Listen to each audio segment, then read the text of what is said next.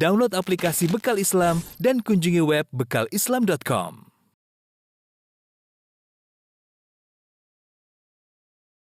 Bismillahirrahmanirrahim. Assalamualaikum warahmatullahi wabarakatuh. Alhamdulillahi ala ihsanih wa syukru lahu ala taufiqihi wa amtinanih wa asyhadu an la ilaha illallah wahdahu la syarika lahu ta'ziman li sya'nih wa asyhadu anna Muhammadan abduhu wa rasuluhu da'ila ridwanih. Allahumma salli alaihi wa ala alihi wa ashabihi wa ikhwanih. Hadirin dan hadirat yang dirahmati oleh Allah Subhanahu wa taala. Alhamdulillah puji dan syukur kita panjatkan kepada Allah atas segala limpahan karunia yang Allah berikan kepada kita. Salawat dan salam semoga tercurahkan selalu kepada junjungan kita Nabi Muhammad sallallahu alaihi wasallam dan juga kepada keluarganya, para sahabatnya serta pengikutnya yang setia hingga akhir zaman kelak. Kita lanjutkan pembahasan kita tentang sirah nabawiyah dan pada pertemuan lalu kita telah bercerita tentang hijrah Nabi sallallahu alaihi wasallam. Dan kita lanjutkan pembahasan kita. Jadi Nabi sallallahu alaihi wasallam berhijrah dengan rombongannya yaitu bersama Abu Bakar As-Siddiq radhiyallahu anhu, kemudian bersama Amir bin Fuhairah yaitu budak yang dibebaskan oleh Abu Bakar. Kemudian dia menjadi pelayan Abu Bakar dan Nabi sallallahu alaihi wasallam. Dan yang keempat, penuntun jalan Abdullah ibnu Al-Uraiqid, seorang musyrik. Jadi mereka berempat berjalan dari Mekah menuju kota Madinah. Di tengah perjalanan, sebagaimana disebutkan dalam Sahih Bukhari dan Sahih Muslim, kata Abu Bakar As-Siddiq radhiyallahu taala anhu, irtahalna min Makkah fa ahyayna aw sarayna lailatana wa yawmana hatta adharna. Kami berjalan semalam suntuk kami tidak tidur. Dan pagi hari kami lanjutkan juga perjalanan tidak tidur. Hatta adharna, sampai tiba siang hari, yaitu di waktu zuhur. Wa qama qa'imudz zahirah, dan kala itu panas lagi puncak-puncaknya. Faramaitu bi basari hal ara min dhillin fa'awi ilaihi. Aku pun memandang ke sana kemari, aku lihat apakah ada suatu tempat yang bisa menjadi naungan. Semalam suntuk berjalan tidak berhenti, pagi dilanjutkan sampai siang hari, maka Abu Bakar ingin mencari tempat untuk bernaung. Fa idza sakhratun ataituha. Tiba-tiba aku melihat ada sebuah batu besar, kemudian aku pun mendatangi batu tersebut. Fa nadhartu baqiyata dhillin laha fasawaituhu. Thumma farashtu lin Nabi sallallahu alaihi wasallam fihi. Aku lihat ada sisa naungan bisa untuk berteduh, maka aku pun meratakan tanah di bawah batu tersebut. Lalu aku meletakkan firash, yaitu semacam terpal atau sajadah atau kain. Thumma qultu lahu ittaji' ya Nabi Allah. Aku berkata, wahai Nabi Allah, berbaringlah di sini. Fattaja'a an-Nabi sallallahu alaihi wasallam. Thumma talaqtu anzur ma hauli. Kemudian Nabi pun tidur di situ berbaring. Lalu aku pergi melihat apa yang ada di sekitarku. Hal ara min at-talab ahadan, ya, apakah ada bisa yang aku cari, bisa minta bantuan, ya. Ya, fa idza ana bi ra'i ghanamin yasuqu ghanamahu ila sakhrah. Tiba-tiba aku melihat ada salah seorang penggembala kambing membawa kambingnya menuju ke arah batu. Ya. Faqultu lahu, maka aku pun menegurnya, aku berkata, engkau milik siapa wahai sang budak? Ya, ternyata itu budak yang sedang mengembalakan kambing. Faqala li rajulin min Quraisy sammahu fa'araftuhu. Maka dia mengatakan, aku adalah budak milik salah seorang dari Quraisy. Dia sebut namanya dan aku kenal majikannya tersebut. Faqultu hal fi ghanamika min laban? Apakah kambingmu ada susunya? Qala na'am, kata budak tersebut ada. Fal anta halibun lana, apakah kau mau memerahkan susu kambing buat kami? Qala na'am, kata budak tersebut, iya, ya. Kata para ulama, bisa jadi majikan yang mengizinkan kalau ada yang minta minum dari kambing silahkan perah, ya. Dan kebetulan waktu Abu Bakar minta susu dari kambing, maka budak tersebut mengatakan, iya, aku akan memerah susu kambing buat kalian. Fa'taqala syatan min ghanamihi, ya, kemudian dia pun meletakkan kakinya di bawah kaki kambing, ya, dia himpit dengan pahanya ingin memerah kambing tersebut.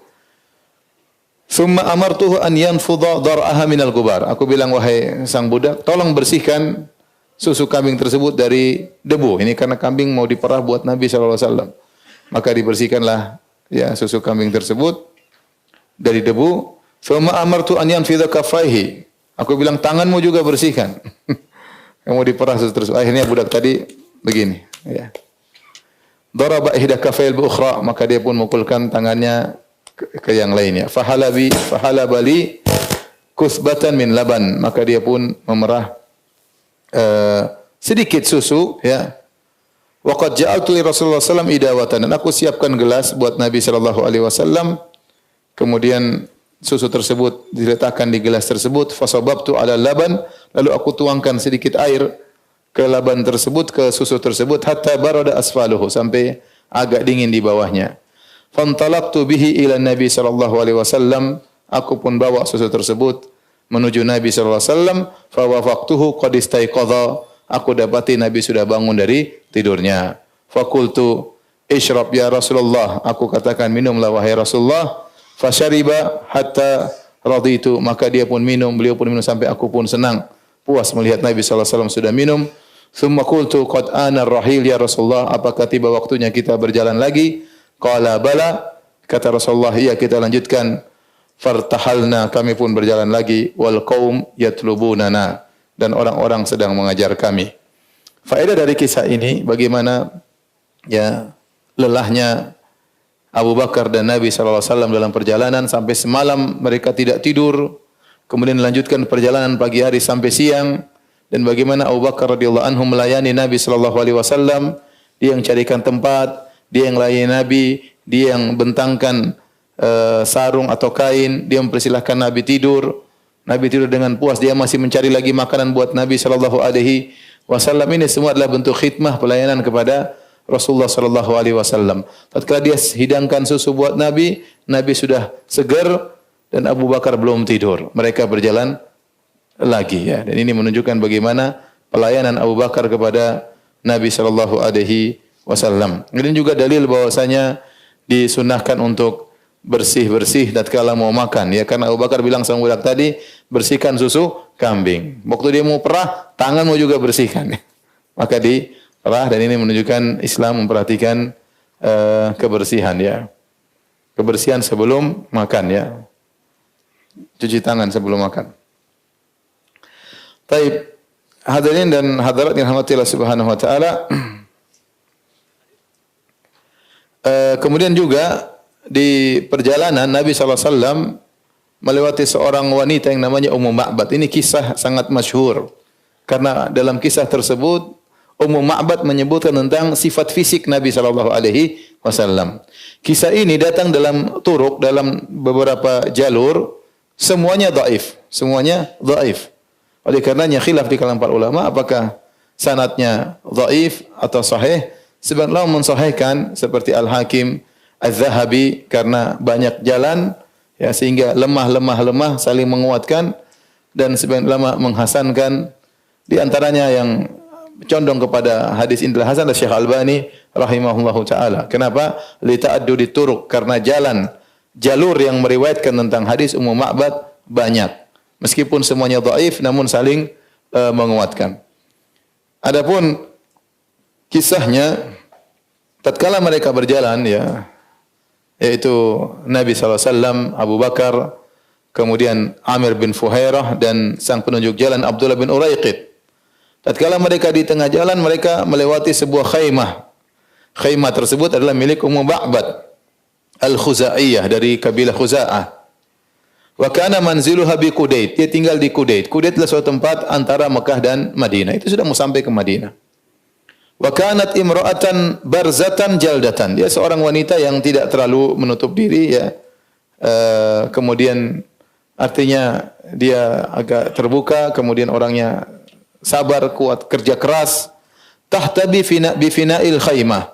Dan dia melakukan ihtiba. Ihtiba itu seperti kalau kita duduk begini, lutut di sini baru kita begini, ya. Kalau hari Jumat ngantuk enak buat tidur. Namanya ihtiba, ya. Bisa menggunakan kain atau dengan menggunakan apa? Tangan. Jadi dia duduk di depan kemah buat apa? Ya, thumma tasqi wa tut'imu man marra biha. Ini wanita yang sangat baik. Dia duduk depan kemah, kalau ada orang lewat maka dia kasih makan, dia kasih minum. Ya, itu kebiasaan Ummu Ma'bad. Namun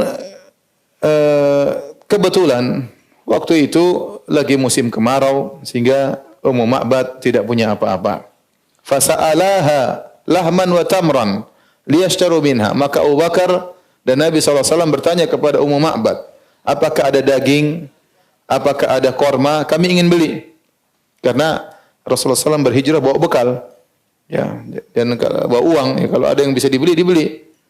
Falam yajidu indaha syai'an min dzalik. Ternyata tidak ada apa-apa. Daging tidak ada, korma juga tidak ada. Wa kana al-qaumu murmilin, musnitin. Tatkala itu mereka dalam kondisi tidak punya apa-apa, dalam kondisi ditimpa dengan musim kemarau. Fanadhara Rasulullah sallallahu ila syatin fi janibil khaymah. Tiba-tiba Nabi melihat ada seekor kambing di sisi kemah. Faqala, maka Nabi berkata, "Ma hadhihi syatu ya Umma Ma'bad?" Ini kambing apa ini wahai Ummu Ma'bad? Qalat syatun khallafaha al-jahdu 'anil ghanam. Ini kambing sudah enggak kuat apa-apa, dia ketinggalan sama kambing-kambing yang lain. Kambing-kambing yang lain sedang pergi mencari rumput atau cari makan, ini sudah enggak kuat. Ya, kambing ini maka dia ketinggalan. Hal biha min laban, kata Nabi, apakah kambing itu ada susunya untuk diperah? Qalat hiya ajhadu min dzalik. Jalan aja enggak bisa apalagi masih keluar apa? Susu.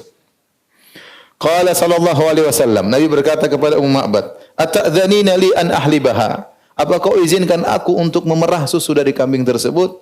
Qultu in ra'aita biha halaban, kalau menurutmu ada susunya, fahlibha, silakan, kata Ummu Ma'bad. Fada'a biha Rasulullah sallallahu alaihi wasallam. Maka Nabi meminta didatangkan kambing tersebut, famasaha bihi biyadihi dar'aha. Maka Nabi dengan tangannya yang mulia mengusap susu kambing tersebut. Wa sammallaha ta'ala, Nabi bilang bismillah. Wa da'a laha fi syatiha, maka Nabi pun mendoakan ya untuk Ummu Ma'bad agar kambingnya diberkahi. Fatafajat alaihi. Ya. Tiba-tiba kambing tersebut membuka kedua kakinya. Wadarrab, tiba-tiba dia mengeluarkan apa? Susunya. Fada'a Rasulullah sallallahu alaihi wasallam bi'na'in yurbidur rahta. Maka Nabi minta didatangkan tempat untuk menampung susu tersebut. Ya, kemudian yang tempat yang ini cukup untuk beberapa orang untuk minum dari tempat tersebut. Artinya tempat yang agak besar. Fahalaba fihi fajjan hatta alahul baha. Maka Nabi pun memerah dan ternyata airnya keluar dengan banyak. Fajjan itu keluar dengan banyak. Ya, sampai keluar busa-busa dari susu tersebut. Tsumma saqaha hatta rawiyat. Maka Nabi kasih dulu kepada Ummu Ma'bad, silakan minum. Maka Ummu Ma'bad pun minum sampai dia pun hilang dahaganya, sampai puas. Wa saqa ashabu hatta raw. Kemudian Nabi sallallahu alaihi wasallam memberi minum kepada kawan-kawannya, yaitu kepada Abu Bakar, kepada Amir bin Fuhairah dan juga kepada Abdullah bin Uraiqid. Wa syariba akhirahum hatta aradu thumma halaba fi thaniyatan ala haddatin hatta mala al-ina. Maka akhirnya beliau yang terakhir minum, Nabi sallallahu alaihi wasallam. Setelah itu, setelah mereka semuanya sudah kenyang dengan minum susu, kemudian Nabi memerah kedua kali, memerah lagi kambing tersebut kedua kali, ya sampai keluar suara keras kencang. Hatta mala al-ina, sampai kemudian tempat bejana tadi penuh dengan susu. Tsumma qadarahu indaha wartahalu anha. Kemudian Nabi sallallahu alaihi wasallam pun pergi meninggalkan Ummu Ma'bad. Demikian juga teman perjalanan Nabi Abu Bakar, kemudian Amir bin Fuhairah dan Abdullah bin Uraiqid pun pergi meninggalkan Ummu Ma'bad. Tidak lama kemudian suaminya datang, Abu Ma'bad. Yasuku a'nuzan aijafan, sambil bawa kambing-kambing yang kurus-kurus karena musim kemarau. Yatasawwaqna hizalan, dan kambing-kambing tersebut saking kurus sampai belok-belok kanan kiri. Saya enggak cocok mencontohkan ya. Saking kurusnya dia belok kanan kiri.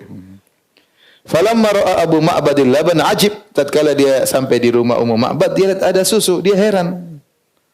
Min aina laki hadha ya Ummu Ma'bad? Dari mana kau dapat susu ini wahai Ummu Ma'bad? Wasya'u azibun hailun. Sementara kambing ini ya tidak sedang makan rumput ya. Kalau mau punya susu harusnya makan rumput banyak baru punya susu. Hailun, dan dia juga tidak sedang mengandung kambing ini. Wala halubun fil bait, dan tidak ada kambing yang lagi punya susu di rumah ini. Dari mana kau dapat susu ini? Maka lihat, perhatikan sini, antum perhatikan baik-baik ya, karena Ummu Ma'bad waktu menjelaskan dia pakai bahasa Arab yang sangat fasih. Sampai saya juga tidak paham ya. Saya harus lihat penjelasan para ulama tentang mensifati fisik Rasulullah sallallahu alaihi wasallam. Ya. Ini disebut dengan syama'il Muhammadiyah. Kalau orang bermimpi dengan bertemu Rasulullah SAW, dia harus tahu ciri fisik Nabi Sallallahu Alaihi Wasallam agar dia tidak salah melihat. Betapa banyak orang ngaku ketemu Nabi, tapi yang datang dalam mimpi tersebut fisiknya bukan seperti fisik Rasulullah Sallallahu Alaihi Wasallam. Qalat, kata Ummu Ma'bad, la wallahi illa annahu marra bina rajulun mubarakun min halihi kadza wa kadza. Kata istrinya Ummu Ma'bad, wahai suamiku, benar tidak ada kambing, ya memang tidak ada apa-apa. Ceritanya begini, demi Allah, tadi ada seorang lelaki yang penuh keberkahan, sifatnya begini-begini, tadi lewat di sini.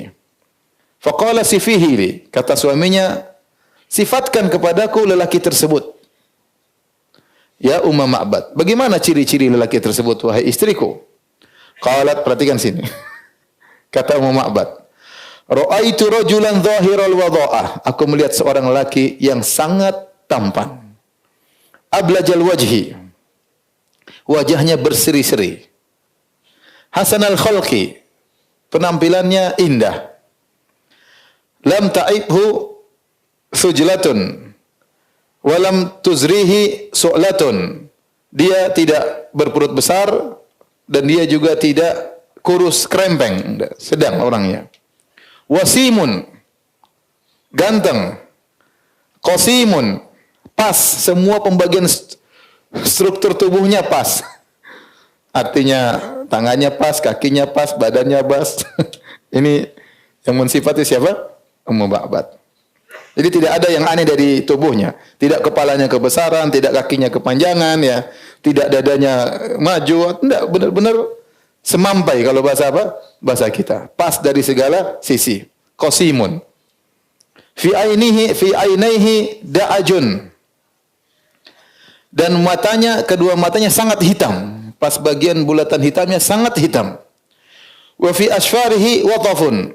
Dan ini apa asfar bahasa Arab, bahasa Indonesia ini apa ini? Ini kan kelopak kan? Tempat tumbuhnya rambut namanya apa? Enggak ada bahasa Indonesianya. Saya tidak bicara mata. Ini kan kelopak mata. Di sini tempat tumbuh rambut apa namanya? Ya udah itulah kira-kira. Watafun. Dia itu bulu matanya panjang. Bulu mata Nabi sallallahu alaihi wasallam apa? Panjang. Wa fi sautihi sahalun. Suaranya tegas, ya. Suaranya tegas. Bukan manja-manja, bukan lembek-lembek, enggak. Suara Nabi itu apa? Tegas. Wa fi unuqihi sata'un. Lehernya agak tinggi, tidak pendek begini enggak, tapi biasa, ya. Ada orang yang kata orang leher badak kan. Enggak, dia lehernya Rasulullah SAW lehernya agak tinggi. Wa fi lihatihi kasasah. Dan jenggotnya lebat. Nabi SAW jenggotnya apa? Lebat. Ya, sampai di sini dalam hadis kalau Nabi baca Quran terlihat dari gerakan jenggotnya. Jadi lebat dan melebar jenggot Nabi sallallahu alaihi wasallam. Azaju akran. Adapun alisnya bulat dan tebal, agak panjang tapi tidak nyambung.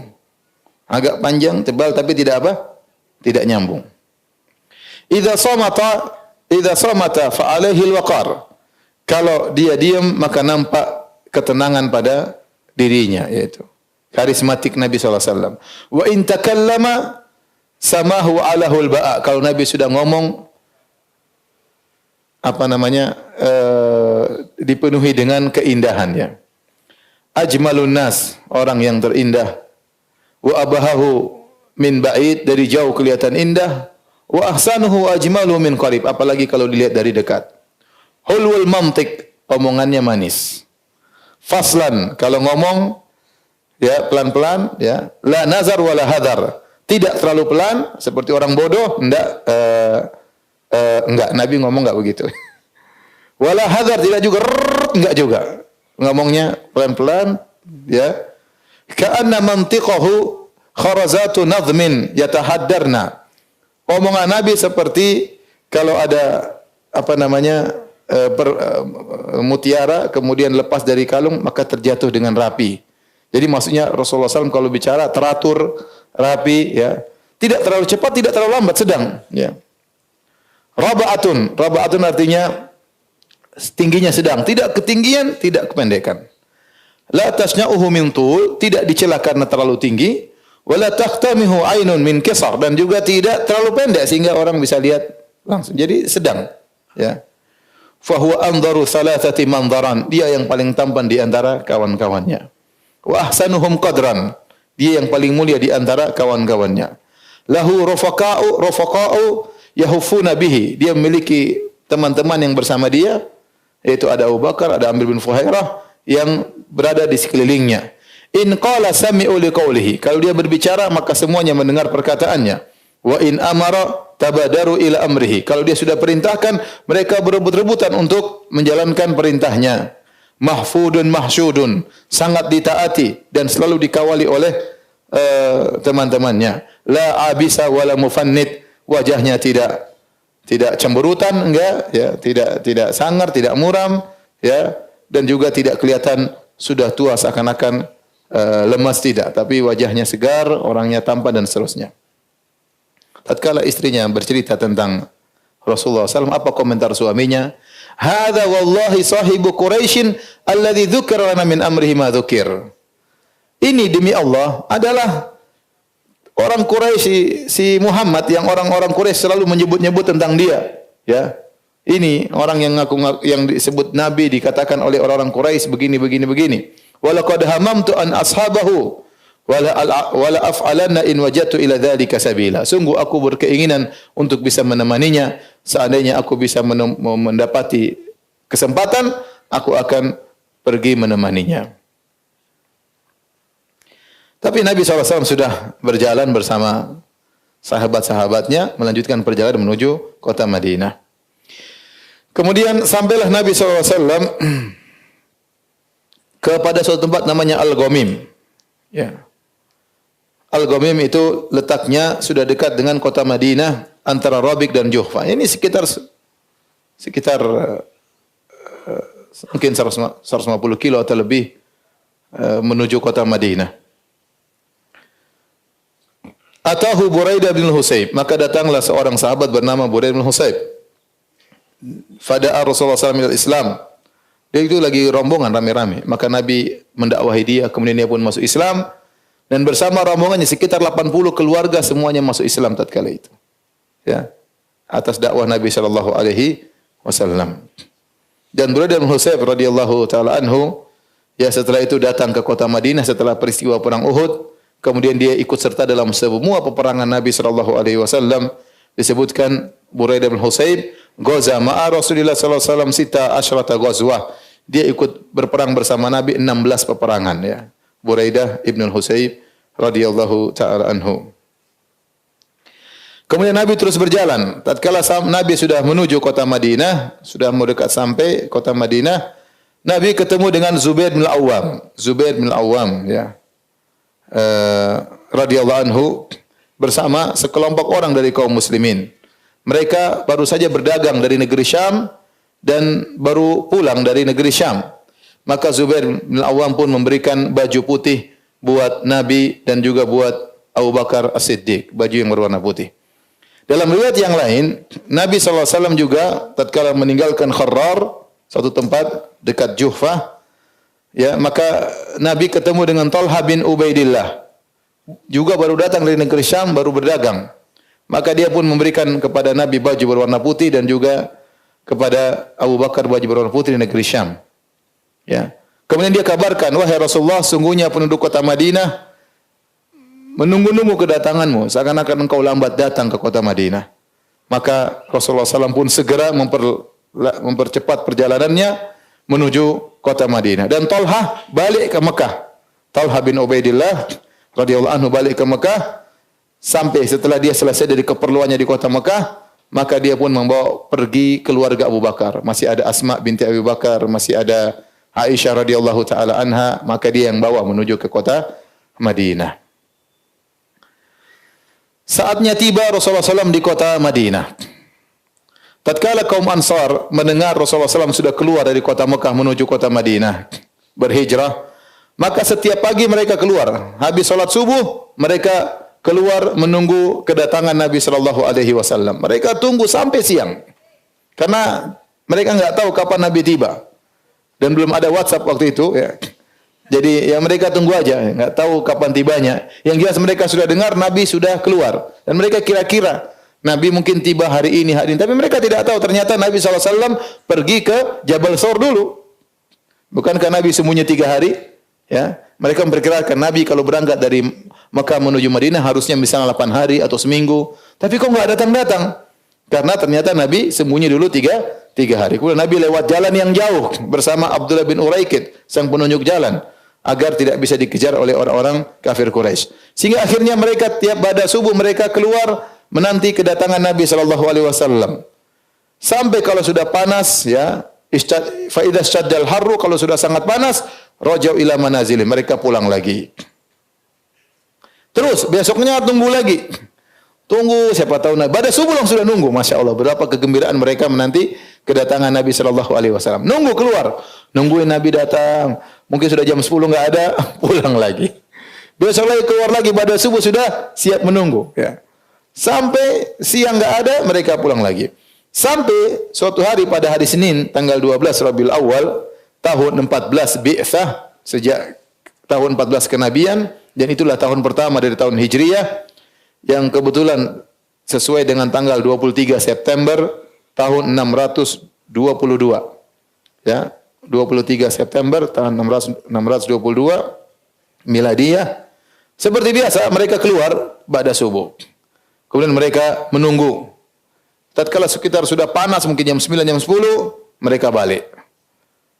Tatkala mereka pulang ke rumah mereka balik karena Nabi tidak muncul, kebetulan ada seorang Yahudi naik, dia naik ke salah atom min atomim, salah satu benteng mereka, ada keperluan. Naik ke situ, dia ada keperluan. Fara'a Rasulullah SAW ashabahu mubayyidin. Tiba-tiba dia lihat dari kejauhan Nabi dan rombongannya berwarna putih, ya, karena mereka pakai baju warna putih tadi diberikan oleh Zubair bin Awam, diberikan oleh Talha bin Ubaidillah. Yazulu bihimus sarab, dia lihat ada fata morgana, gelap-gelap antara. Ternyata dia lihat Nabi SAW dan rombongannya.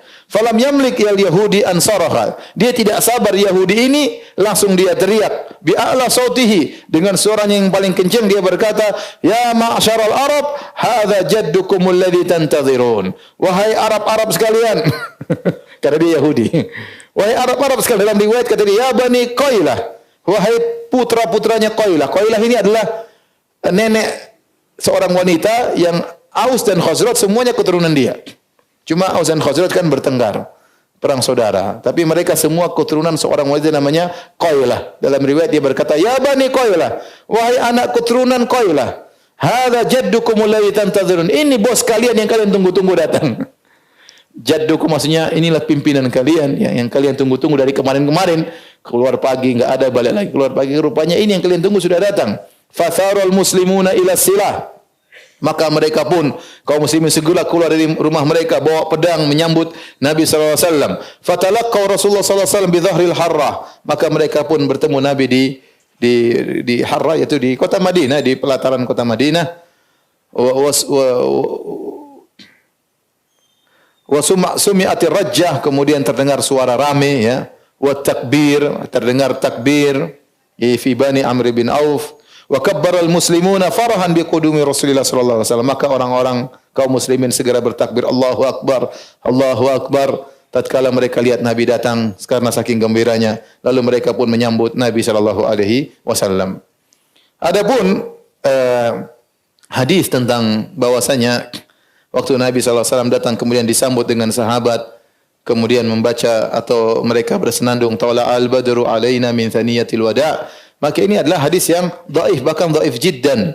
Sebagaimana dijelaskan oleh Ibnu Qayyim rahimahullahu taala, karena yang meriwayatkannya bukan sahabat, bukan juga tabi'in ya, tapi di bawah tabi'in, sehingga hadisnya bukan cuma munqati, bahkan mu'dhal, yaitu ada beberapa perawi yang gugur. Kemudian Thaniyatul Wada, kata Ibnu Qayyim rahimahullahu taala, posisinya bukan di arah Kuba. Karena Nabi datang masuk lewat arah Kuba dari Thariqul Hijrah.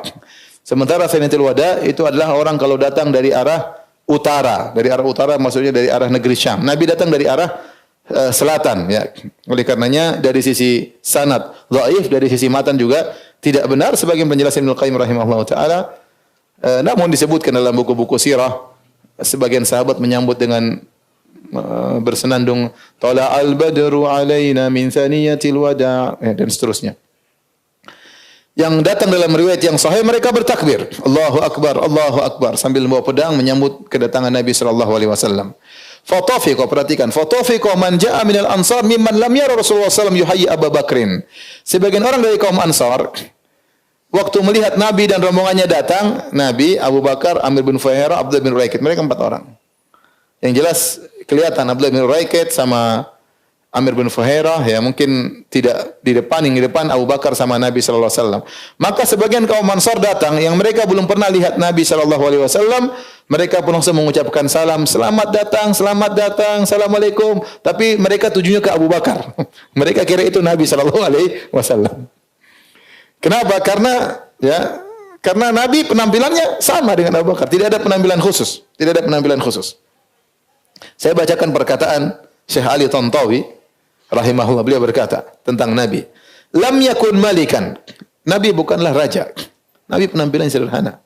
Makanya waktu ada seorang datang menemui Nabi, begitu dekat dengan Nabi kemudian digemetar, kata Nabi sallallahu alaihi wasallam, hawwin ala nafsik, santai aja. Innama ana ibnu imra'atin min Quraisyin ta'kulul qadid. Saya ini sama seperti kamu. Saya adalah putra dari seorang wanita Quraisy yang juga makan susu yang dikeringkan. Artinya seakan-akan Nabi berkata, santai mi, saya sama kau sama-sama makan nasi, tenang. Seperti itulah kira-kira ya. Jadi, gemetar ketemu Nabi SAW, Nabi bukannya, cuma. Enggak, Nabi santai, tenang ya, santai. Kata Syekh Ali Tantawi rahimahullah, lam yakun malikan, dia bukanlah seorang raja. Wala yalbasul harir, Nabi tidak memakai sutra seperti raja-raja yang ada. Ya. Wala taluhu alai syaratul mulk, dan tidak nampak pada tubuhnya tanda-tanda seorang raja, ya.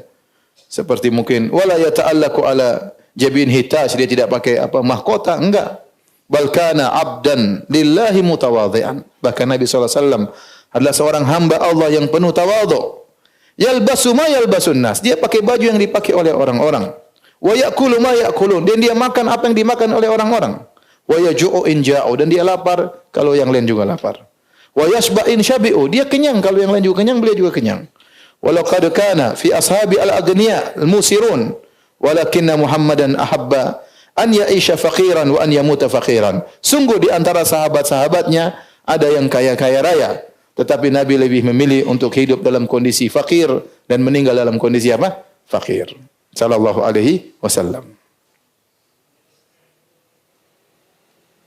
Maka orang-orang tatkala tidak bisa membedakan mana Nabi mana Abu Bakar, maka mereka pun menyambut Abu Bakar. Assalamualaikum, dikira siapa? Nabi sallallahu alaihi wasallam. Abu Bakar juga bingung. Mau begini ya enggak enak. Santai aja. Itu mau apa lagi? Bingung, serba salah. Orang nyambut bukan saya kan, serba salah. Ya sudahlah, mereka lagi gembira, Abu Bakar biarin aja. Hatta asabat syams Rasulullah sallallahu alaihi wasallam. Tatkala Nabi sallallahu alaihi wasallam Abu Bakar, kemudian Nabi kena matahari. Fa aqbala Abu Bakar hatta dhallala alaihi biridai. Maka Abu Bakar pun datang ambil selendangnya, kemudian dia menaungi Nabi sallallahu alaihi wasallam agar tidak terkena matahari. Fa arafa an-nasu Rasulullah sallallahu alaihi wasallam. Tatkala itu orang-orang berkata, "Oh, Nabi yang ini." Tadi salah. Fa ahdaku bihi mutifin haulahu, maka mereka pun berkumpul sekeliling Nabi. Tadi berkumpul di sekeliling apa? Abu Bakar. Wa sakinatu takshahu, dan ketenangan meliputi Nabi sallallahu alaihi wasallam. Wal wahyu yanzilu alaihi. Kemudian turunlah wahyu kepada Nabi sallallahu alaihi wasallam. Fa innallaha wa maulahu wa Jibril wa salihul mu'minin wal malaikatu ba'da dzalika zahir. Kemudian Nabi SAW, waktu Nabi tiba di Kuba, jadi Nabi tiba di daerah Kuba. Maka Nabi SAW tinggal di rumah seorang yang bernama Kulthum bin al-Hidm. Kulthum ini nama dalam di Arab dahulu.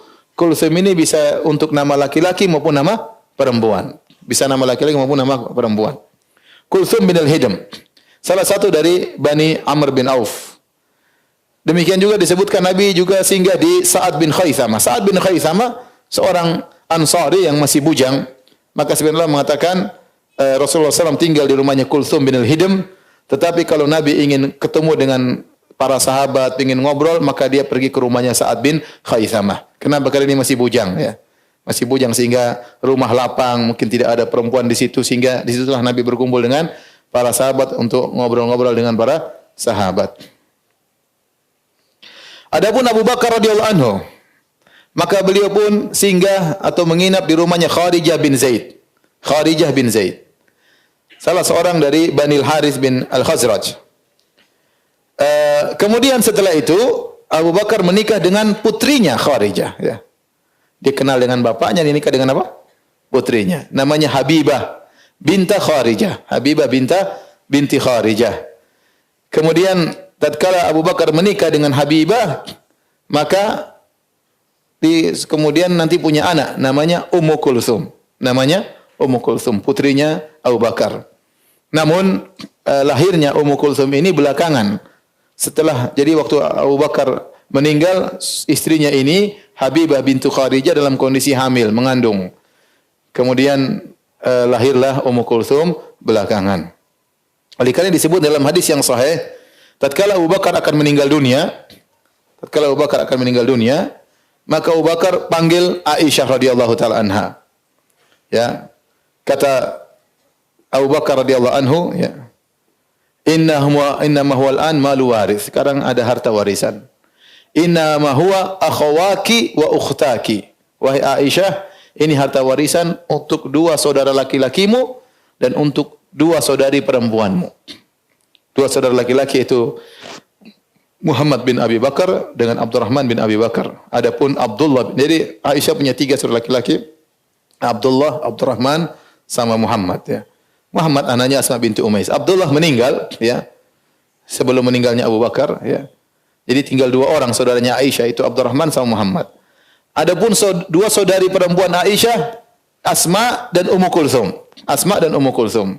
Maka tapi Aisyah tidak tahu kalau dia punya adik perempuan namanya Ummu Kulthum dari ibu yang lain. Maka Abu Bakar berkata, innama huwa akhawaki wa ukhtaki. Ini harta warisan untuk dua saudara laki-lakimu dan untuk dua saudari perempuanmu. Maka bagilah, ya, harta tersebut di antara kalian sesuai dengan kitabullah Al-Qur'an. Fakultu, maka Aisyah berkata, ya abati, innama hiya Asma, faman al-ukhra? Setahu saya saudari perempuan saya tinggal satu, Asma. Yang satu lagi siapa? Kata Abu Bakar, Dzaw batnin bintu Kharijah, uraha jariyah. Ya, kata Abu Bakar, apa namanya? Dulu sebentar, ya. Iya, saya meninggalkan istri saya, ya, dalam kondisi akan melahirkan. Saya rasa kalau saya meninggal dia akan apa? Lahir. Itulah saudarimu. Namanya dari siapa? Ummu Kulthum radhiyallahu ta'ala anha.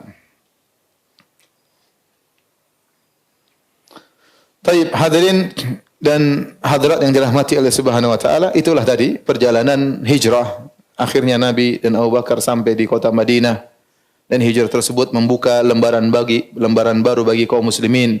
Asal muasal berdirinya negara Islam di kota Madinah dan tersebarnya dakwah sampai ke penjuru dunia ini, sampai kita rasakan dakwah Nabi SAW di Indonesia ini, ya. Itu semua cerita bermula dari kisah hijrah. Oleh karenanya para sahabat yang berhijrah yang meninggalkan dunia mereka, meninggalkan kekayaan mereka untuk Islam adalah orang-orang yang sangat dimuliakan. Bahkan mereka adalah sahabat termulia. Kalau ditanya siapa sahabat paling mulia, secara kelompok yang paling mulia adalah Muhajirin. Ansar belakangan, ya. Karena Muhajirin Allah sebutkan dalam Al-Qur'an lebih dahulu daripada Ansar dalam seluruh ayat. Allah selalu menyebutkan Muhajirin sebelum Ansar. Ya, was-sabiqunal awwalina minal muhajirin wal ansar walladzina tabauhum bi ihsan. Orang-orang pertama kali masuk Islam dari Muhajirin dan Ansar. Ya. Muhajirin dulu disebutkan. Kata Allah Subhanahu wa ta'ala, lil fuqara'il muhajirin alladzina ukhriju min diyarihim wa amwalihim yabtaguna fadlan minallahi wa ridwana wa yansuruna Allah wa rasulahu ulaika humus shadiqun. Dan orang-orang Muhajirin yang fakir, yang mereka meninggalkan ya harta mereka, mereka meninggalkan negeri mereka. Buat apa mereka meninggalkan kota Mekah? Kata Allah, yabtaguna fadlan minallahi wa ridwana. Mereka mencari karunia Allah dan mereka mencari keridhaan Allah. Oleh karenanya kaum Muhajirin direkomendasi oleh Allah Subhanahu wa taala bukan cuma zahirnya, bahkan niat mereka dipuji oleh Allah. Mereka tidaklah berhijrah kecuali untuk mencari keridhaan Allah Subhanahu wa taala. Kalau Allah mengatakan wa yansurunallaha wa rasulah, mereka telah menolong Allah dan rasulnya. Ulaika humus shadiqun. Mereka adalah orang yang benar-benar tulus dan jujur iman mereka. Setelah itu baru Allah sebutkan kaum Ansar, walladzina tabawwa'ud dara wal imana min qablihim yuhibbuna man hajara ilaihim wala yajiduna fi sudurihim hajatan mimma utu wa yu'thiruna ala anfusihim walau kana bihim khasasah. Dan kaum Ansar yang mereka beriman di kota Madinah, ya, mereka mencintai orang-orang yang berhijrah kepada mereka. Wala yajiduna fi sudurihim hajatan mimma utu, dan mereka tidak dengki atas apa yang diberikan oleh kaum Muhajirin. Allah memuji kaum Muhajirin, kaum Ansar tidak dengki. Mereka tahu kaum Muhajirin lebih mulia daripada mereka. Bahkan mereka lebih mendahulukan kepentingan kaum Muhajirin daripada kepentingan mereka sendiri. Kemudian mereka pun tinggal di kota Madinah dengan penuh susah payah, dengan penuh kemiskinan, ya. Dahulunya tinggal di Mekah dalam kondisi senang, dalam kondisi berharta, terpaksa mereka meninggalkan kota Madinah, kota Mekah untuk tinggal di kota Madinah dengan hidup yang susah. Bahkan disebutkan sampai di antara mereka para sahabat kaum Muhajirin ada yang mengikatkan batu di perutnya karena laparnya, saking laparnya tidak ada makanan. Mau tidak mau sudah tidak kuat lagi, akhirnya dia ikatkan batu di perutnya untuk menahan rasa lapar. Bahkan di antara mereka ada yang tidak punya baju, ya. Sampai harus tatkala musim dingin dia harus menggali lubang untuk masuk dalam lubang tersebut, kemudian dia tutup dengan perisainya supaya dia tidak kedinginan. Al-Imam Ahmad meriwayatkan dengan sanad yang hasan dari Abu Raihanah, dia berkata, "Ghazauna ma'a Rasulillah sallallahu alaihi wasallam." Kami berperang bersama Nabi sallallahu alaihi wasallam. Fa asabana bardun lailatan, maka suatu malam kami ditimpa dengan dingin yang sangat dingin. Falaqad ra'aitu ar-rajula yahfirul hufrata. Sungguh aku melihat ada seorang yang dia harus menggali galian, ya. Tsumma yadkhulu fiha, kemudian dia masuk dalamnya, wa idza tursahu alaihi, kemudian dia tutupkan perisainya di atasnya. Dia tidak punya baju, ya, kedinginan. Kalau punya baju dia akan lipat bajunya, ya. Ya, oleh karenanya, apalagi kalau kita sudah bicara tentang ashabu suffah yang tinggal di suffah, ya, sampai dahulu para ulama membahas tentang bagaimana hukum memakai solat pakai satu baju. Sekarang mungkin tidak perlu dibahas. Dulu para sahabat tidak punya baju, dia punya satu kain saja. Bagaimana hukumnya solat pakai satu kain? Sampai dibahas. Ya. Bagaimana cara dia? Apakah sarungan aja? Apakah harus tutup ininya? Sampai dibahas. Karena nggak ada baju, ya kain dililit aja. Ya. Kain dililit. Sampai lihat bagaimana tatkala Mus'ab bin Umair meninggal dunia. Tidak punya kafan untuk menutupi wajahnya, tubuhnya. Kalau ditutup bagian atas, kakinya kelihatan. Tutup bagian bawah, kepalanya kelihatan. Mereka tidak memiliki apa-apa. Tapi Nabi SAW berkata kepada mereka, "Abshiru ya ma'asyir sa'alik." Bergembiralah wahai orang-orang yang miskin dari kaum Muhajirin. Sa'alikil Muhajirin. Bergembiralah kalian wahai orang-orang miskin dari kaum Muhajirin. Bil fawzi tam yaumal qiyamah. Kalian akan mendapatkan kemenangan yang sempurna pada hari kiamat. Tadkhulunal jannata qabla aghniya'in nas binisfi yaum. Kalian akan masuk surga 500 tahun sebelum orang-orang kaya. Jadi kalau miskin-miskin nanti masuk surga lebih dahulu. Karena Nabi SAW sebutkan dalam banyak hadis, ya. Di antaranya orang yang pertama kali minum dari telaga Nabi SAW siapa? So'alikul muhajirin. Kaum muhajirin yang sangat-sangat miskin. Kemudian juga Nabi sebutkan orang yang pertama kali akan melewati sirat sa'alikul muhajirin. Orang-orang muhajirin yang paling apa? Miskin. Yang pertama kali masuk surga juga orang-orang muhajirin yang paling apa? Miskin. Ibnu Taimiyah rahimahullah waktu menjelaskan tentang hal ini ya. Yang kata Nabi SAW, yang pertama kali minum dari telagaku sa'alikul muhajirin. Ya. Kata Nabi SAW, ru'us syu'sar ru'us, rambut mereka semerawut, wa dunus as-siyab, baju mereka kotor. Nabi gambarkan tentang mereka. Rambut mereka semerawut, tidak sempat sisiran. Ya, entah punya sisir entah enggak. Dunus as-siyab, baju mereka kotor. Bukan mereka komproh, enggak, karena enggak ada baju. Mau ganti enggak ada. Ya.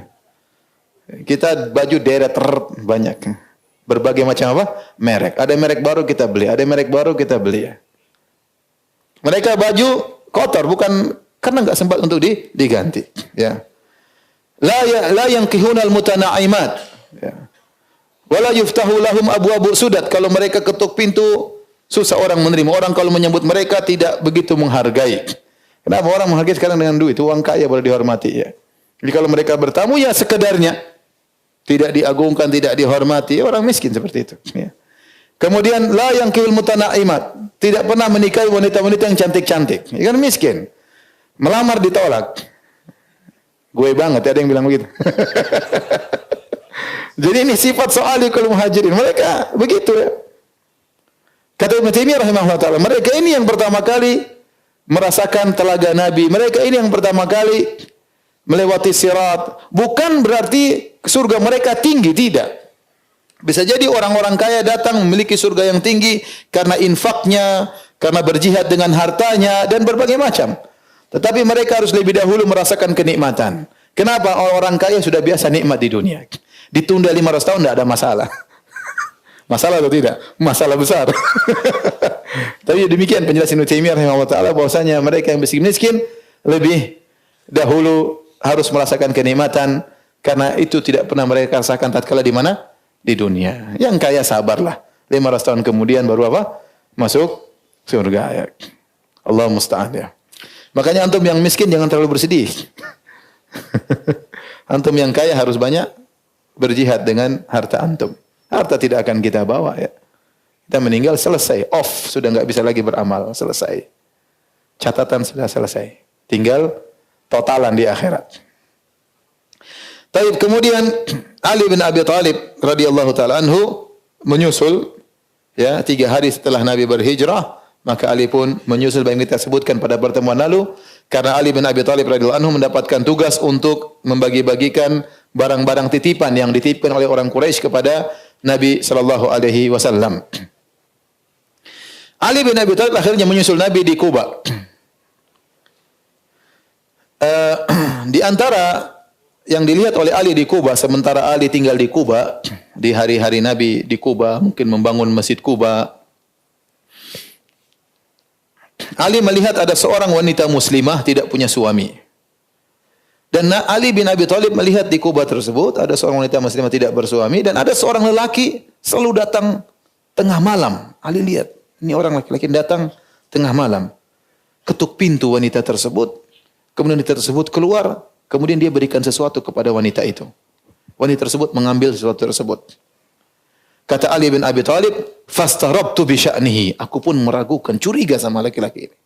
Bayangkan ini perempuan tidak punya suami, datangi malam-malam. Kalau dia datang siang-siang, sore enggak, malam-malam dia ketuk pintu, kemudian dia kasih sesuatu sama wanita tersebut. Fastarabtu bi sya'nihi. Aku pun ragu, siapa? Ini saya curiga sama laki-laki ini. Faqultu laha, aku pun datang kepada wanita tersebut. Aku berkata, "Ya amatallah, man hadzal rajul ladzi yadribu alayki babaki kulla lailatin?" Karena ini sudah terjadi berulang bermalam-malam. Kata Ali bin Abi Thalib, "Wahai hamba Allah, wahai sang wanita, siapakah laki-laki yang tiap malam mengetuk pintumu? Fatukhrijina ilaihi, kemudian kau keluar menemuinya. Fayu'tiki syai'an la adri ma huwa." Kemudian dia kasih kau sesuatu, saya tidak tahu apa yang dia kasih kepadamu. Wa anti imra'atun muslimatun la zauja laki. Sementara kau seorang wanita muslimah, tidak punya suami. Artinya Ali heran, ini keluar tengah malam ketemu laki-laki, ngambil sesuatu, siapa laki-laki ini? Maka kemudian wanita ini berkata, Hadza Sahal bin Hunayf bin Wahib. Dia adalah Sahal bin Hunayf radhiyallahu anhu. Qad arafa anni imra'atun la ahadali. Dia tahu aku seorang wanita, tidak seorang pun yang ada di sisiku. Tidak punya saudara laki-laki, tidak punya suami. Fa idza amsa ada ala authani qaumi fakasaraha.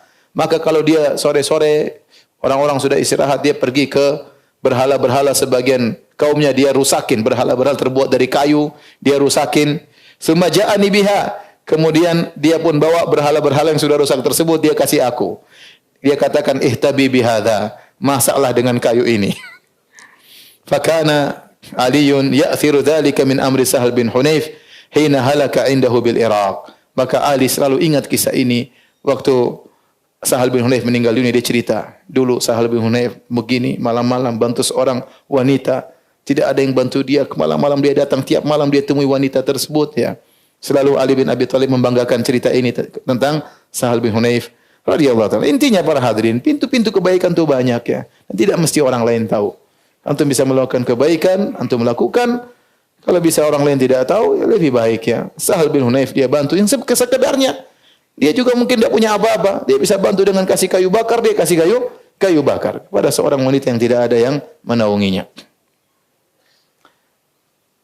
Kemudian di antara sahabat-sahabat yang berhijrah adalah Suhaib Ar-Rumi. Suhaib Ar-Rumi. Namanya adalah Suhaib bin Sinan Ar-Rumi. Beliau berhijrah dari Mekah menuju Madinah. Waktu dia mau berhijrah, dihadang oleh orang-orang kafir Quraisy. Maka mereka berkata kepada Suhaib, "Ataitana su'lukan haqiran." Wahai Suhaib, kau waktu datang kepada kami di Mekah, kau dalam kondisi miskin, hina. Fakathura maluka indana. Terus kau kerja di Mekah, kemudian kau jadi orang kaya. Wa balagta alladhi balagta. Sekarang kau sudah punya harta. Tsumma turidu an takhruja bimalika wa nafsik. Sekarang kau ingin kabur dari kami, kau bawa hartamu, kau bawa jiwamu. Wallahi la yakunu dzalik. Enggak bisa.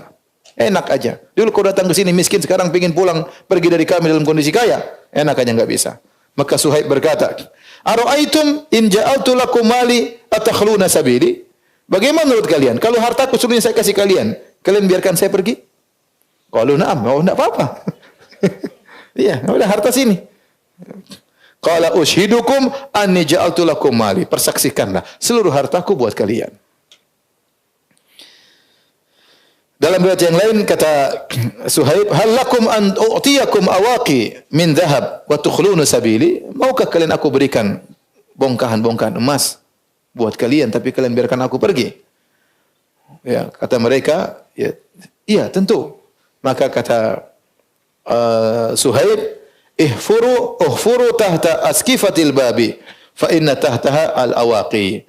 Kalian nanti kalau saya sudah pergi, ya, galilah di bawah pintu, tempat injak pintu itu, atabatal bab, di bawahnya saya simpan emas-emas saya. Kemudian akhirnya mereka meninggalkan Suhaib, pergi menuju ke Madinah. Kata Suhaib, wa kharajtu hatta qadimtu ala Rasulillah sallallahu alaihi wasallam. Aku pun pergi sampai aku bertemu dengan Nabi sallallahu alaihi wasallam. Qabla an yatahawwal minha, yakni bi Quba.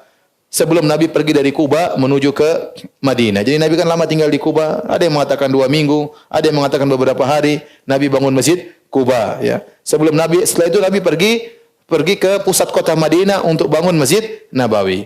Nah, sebelum Nabi pindah ke pusat kota Madinah untuk bangun Masjid Nabawi, Suhaib Ar-Rumi sudah berhasil menyusul Nabi sallallahu alaihi wasallam. Falamma ra'ani, tatkala Nabi lihat aku, Nabi langsung berkata, "Ya Aba Yahya, rabihal bai'u." Kata Nabi sallallahu alaihi wasallam, "Wahai Abu Yahya, wahai Suhaib, beruntung perdaganganmu." Suhaib kaget. Siapa yang kasih tahu Nabi sallallahu alaihi wasallam? Dia menjual apa? Menjual emasnya kepada orang Quraisy untuk bisa berhijrah. Itu Nabi katakan perjual beli yang apa? Beruntung sekali. Kata Nabi, "Rabihal bai'u." Jual perdaganganmu beruntung. Maka sampai Nabi ulangi 3 kali. "Rabihal bai'u, rabihal bai'u, rabihal bai'u." Engkau beruntung, daganganmu beruntung, daganganmu beruntung. Faqultu ya Rasulullah, "Ma sabaqani ilaika ahadun wa ma akhbaraka illa Jibril alaihissalam." Kata Suhaib, "Ya Rasulullah, tidak ada yang mengasih tahu berita ini kepada engkau, tidak lain kecuali siapa? Jibril alaihissalam." Maka turunlah firman Allah Subhanahu wa taala, "Wa minan nasi may yashri nafsahu ibtigha'a mardatillah wallahu raufun bil ibad." Di antara manusia ada yang membeli jiwanya untuk mencari atau menjual jiwanya ya untuk mencari keridhaan Allah Subhanahu wa taala. Taib hadirin dan hadirat Allah Subhanahu wa taala. Berikutnya tentang kisah Islam Salman Al-Farisi, ini panjang banget ya. Gimana? Mau lanjut atau mau tanya jawab? Ya. Lanjut. Nanti lama buka puasanya. Stop jam berapa? Stop. Hah? Kan harus persiapan buka puasa. Itu harus berdoa sebelum buka puasa ya. Jadi kita tunda Rabu depan aja ya. Ceritanya panjang. Tapi kalau ada yang bertanya, masih ada 10 menit ya.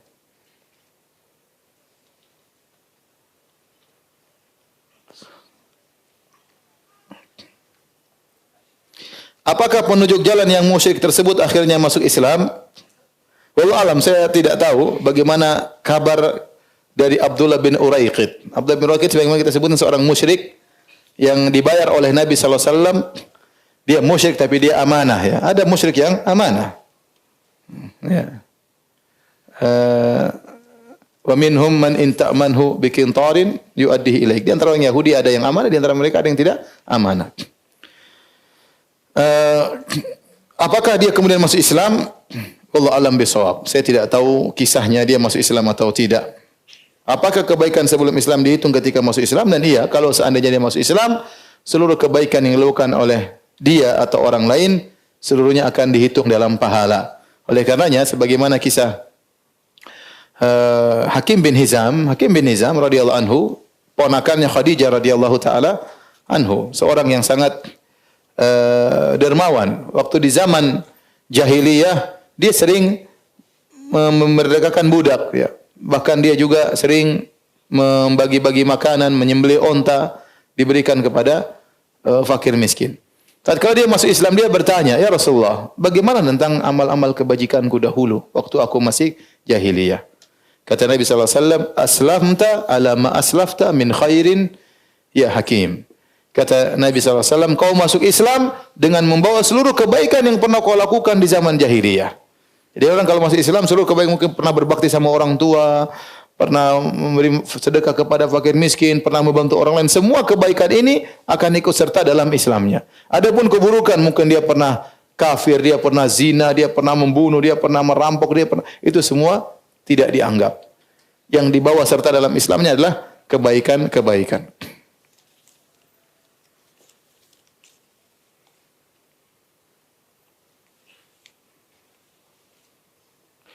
Ustaz, kalau boleh minta pendapat tentang Ghazwul Fikr. Ghazwul Fikr maksudnya perang pemikiran, itu secara bahasa Arab. Bahasa Indonesia artinya perang pemikiran.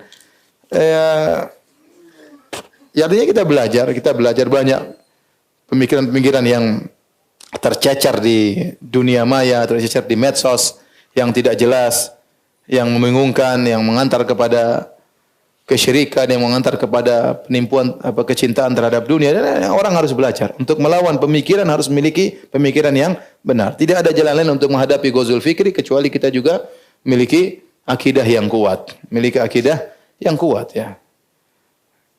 Betapa banyak Ghazwul Fikri membuat orang tidak percaya terhadap Islam. Betapa banyak Ghazwul Fikri membuat orang ragu dengan Islamnya ya. Dan banyak hal ya. Maka seorang untuk melawan Ghazwul Fikri tersebut, pemikiran-pemikiran menyimpang tersebut, maka dia harus belajar dan belajar. Ustaz, apa benar Asia adalah bentuk lain dari nama Aisyah? Enggak. Ya. Asia bintu Imran itu imra'atu Fir'aun, istrinya Fir'aun. Asia, ya. Asia bintu Muzahim, bukan bintu Imran.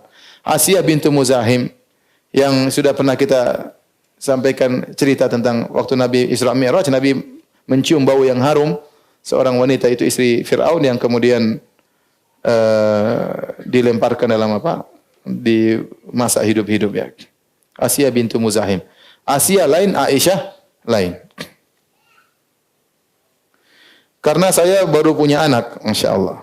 Dan ini menamai Aisyah. Namun di keluarga banyak yang menggunakan. Tidak apa-apa. Aisyah banyak, Aisyah satu, Aisyah dua, nggak ada masalah. Antum lihat dia teman saya di Afrika, begitu cintanya mereka terhadap Abu Bakar, mereka punya laki-laki 4, mereka namakan Abu Bakar 1, Abu Bakar 2, Abu Bakar 3, Abu Bakar 4. Ini benar ini. Abu Bakar Salif, Abu Bakar 3, nomor 3 itu. Nama Muhammad 1, Muhammad 2, mereka cinta sama Abu Bakar ya. Nah, apa Aisyah? Ya, saya juga dengan saya punya anak namanya Abdul Razak, saya punya keponakan juga namanya Abdul Razak, enggak ada masalah. Aisyah tahu, Aisyah kan binnya kan berbeda. Ya. Binnya berbeda, insya Allah enggak salah nanti. Ya, enggak apa-apa Aisyah. Kalau suka enggak ada masalah.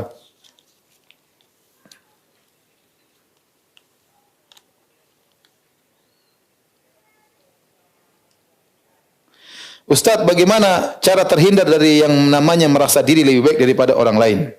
Seperti misal kita berpikiran bahwa orang banyak beribadah seperti orang-orang banyak beribadah seperti bulan Ramadan, lalu setelahnya malah bermalas-malasan.